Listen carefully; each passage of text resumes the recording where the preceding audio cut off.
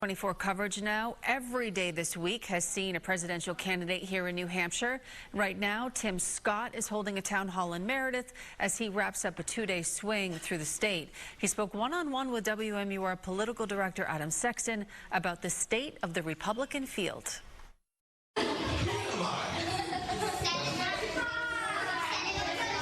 Senator Scott, very good. Name recognition doesn't seem to be an issue for Tim Scott, and he has Republican primary voters interested, as evidenced by the crowd that gathered to hear him speak at Scott and Gail Brown's house in Rye Thursday night. And give it up for Senator Scott. The crowd was overwhelming.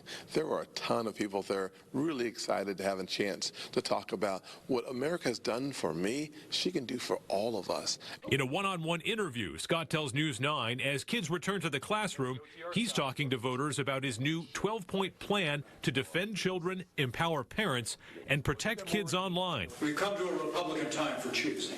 We asked Scott for his reaction to former Vice President Mike Pence's speech in New Hampshire this week, warning Republicans against choosing populism over principle when it comes to conservative candidates. Do you agree with him that there's a problem for Republicans with that division?